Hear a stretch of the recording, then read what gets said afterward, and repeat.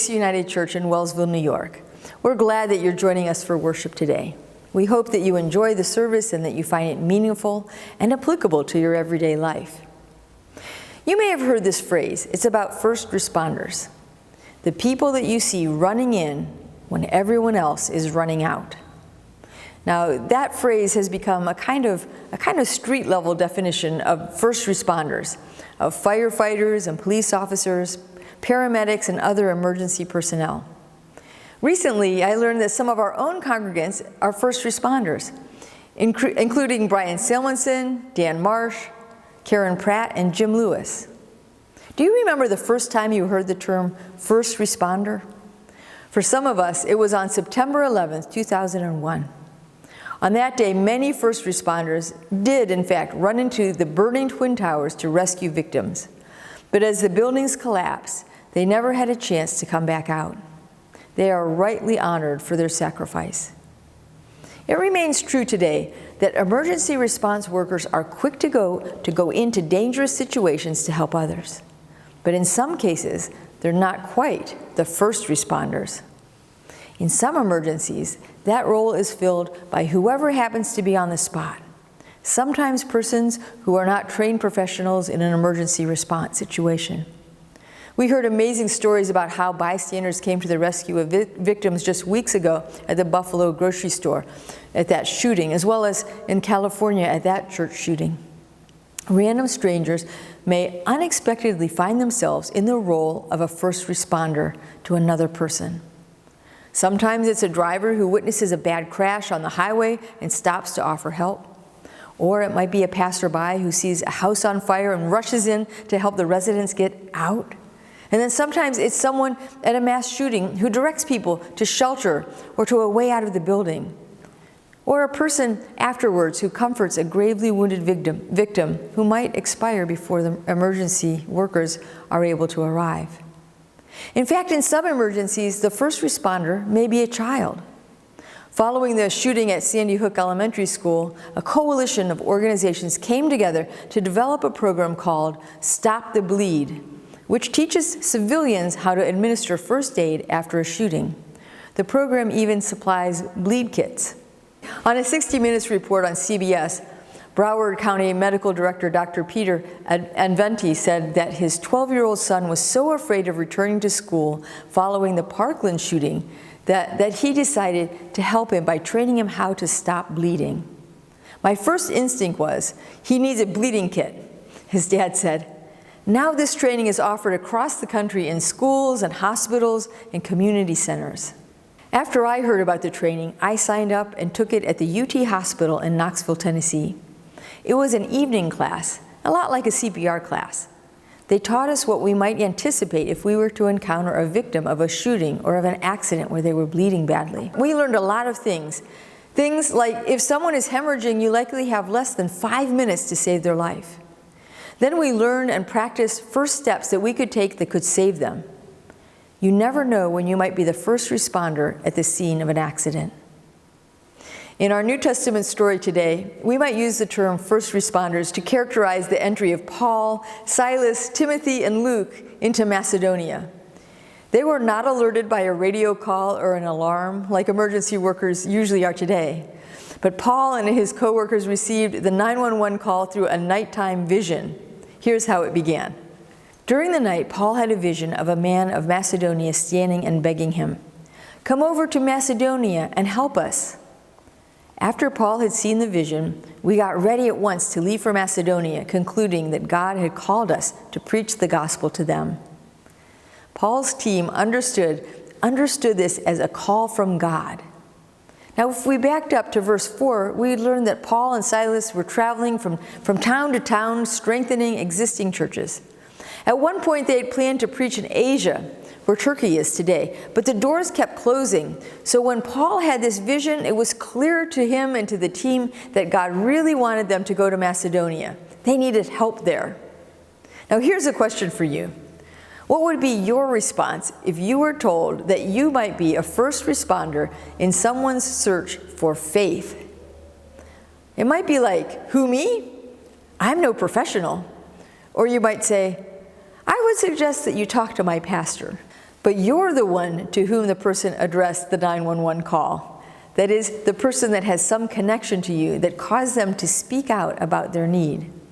And because of that connection, you may be the one with a bleed kit to stop the person's spiritual hemorrhaging. While you may not have formal training, you can tell the person what your faith means to you. Depending on your own experience of Christ, you may be able to address a person's sense of emptiness by saying that the gospel gives meaning to our lives that seem to be without purpose. You may be able to address a person's loneliness, explaining that Christ is a comforting presence that helps you weather dark moments when you feel all alone. And sometimes you might be able to explain or to help a person face their fears by talking about the calmness and the spiritual strength that the gospel fosters. You may be the one to tell the person how to make the first approach to God, sharing the basics of simple prayer. In other words, you can be the one running toward that person. Probably the clearest Macedonian call for us comes when, in normal conversation, someone invites us to be honest about our faith. Our text says that in Philippi, Paul sat down and spoke to some women who he encountered in a place of prayer near the river. Not that he preached or tried to scare these people about the terrors of hell if they didn't receive Christ. He just spoke to them. Luke reports that one of these listening people was Lydia, and that the Lord opened her heart to listen eagerly to what was said by Paul. Opened her heart. What does that mean if not something was bleeding inside of her? And that happens to a lot of people. There's a story about the English biologist Thomas Henry Huxley, who was an agnostic. He died in 1895, but sometime before that, he attended a party at a country house where the guests stayed over the weekend. And on Sunday, most of the guests prepared to go to church, but Huxley declined. Instead, he approached a fellow guest known to be a committed Christian, and he said, "Suppose you don't go to church today. Suppose you stay at home and tell me what your Christian faith means to you and why you are a Christian." The man, knowing Huxley was a great thinker, he replied, "But you could demolish my arguments in an instant. I'm not clever enough to argue with you." Huxley replied, "I don't want to argue with you. I just want you to tell me what Christ means to you." So the man stayed home from church and spoke with Huxley about his faith. When they finished, Huxley said, "I would give my right hand if only I could believe that." But that was back in the 19th century, and we're more concerned about how something like that might play out in the 21st century. Our colleagues in the workplace or our friends in the neighborhood or at the fitness center or the golf club, they may have a sense that our faith is important to us and that we might go to church regularly. Most of our conversations with these acquaintances deal with routine, everyday things. But as we develop relationships with others, sometimes something more serious comes up. Perhaps the other person asks for our opinion about some ethical matter, or maybe wants to talk about a personal problem. These are perfect opportunities to frankly share something about our faith. Let's say Mike is having lunch with Jason at the Texas Hot down on Main. They're both loan officers at the bank in town. Jason is halfway through his yummy hot dog and he wipes off his mouth with his napkin and lays it down and he says, "So Mike, you go to church. What does your church believe anyway?" Mike is just about to answer when Jason goes on to explain. "We got a kid, you know. Tara is 4 years old now, and Carrie and I are thinking maybe we should get back into that church habit. Get Tara to Sunday school or something. Maybe learn some Bible stories like Moses and the Ark." Like Moses and the Ark. He continues to tell his story. He and his wife both had very uneven religious experiences when they were growing up. They never were in one church very long, so actually they didn't know too much about God or religion or church, but they had a sense that it might be a good thing, not only for Tara, but maybe for them as well. Now Mike could have told Jason that it was Noah and the ark, not Moses. He could have just given his coworker a shallow, non-responsive answer, talking in generalities about worship services. But the questions allowed Mike to ask the other man about his faith experience and tell a little about his own.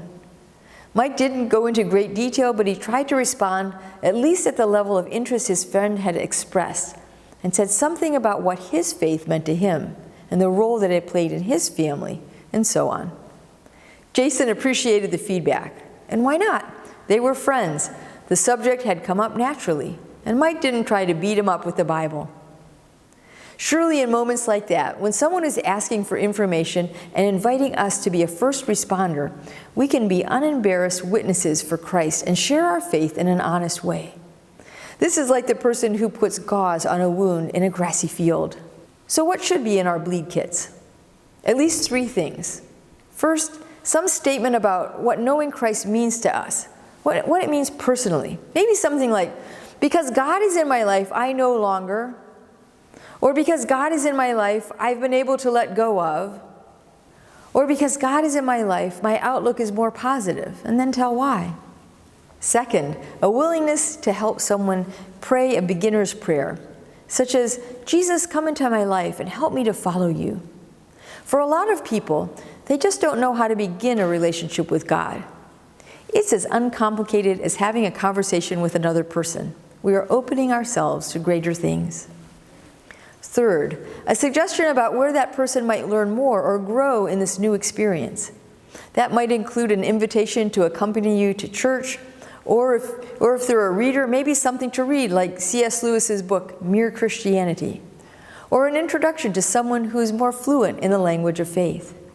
This isn't to imply that a few well-chosen words are all you need. But the fact is, people in search of meaning or trying to fill an empty space inside themselves often begin by talking to someone that they think might be able to point them in the right direction. And if that someone is us, we become, in effect, first responders. First responders aren't usually the ones who provide the whole solution. They're the ones who do their best to stop the bleeding, and then they send them to the person to a place where more help is available. If a moment comes where someone within our circle of acquaintances appears to be seeking faith, may God help us to be effective first responders. Amen.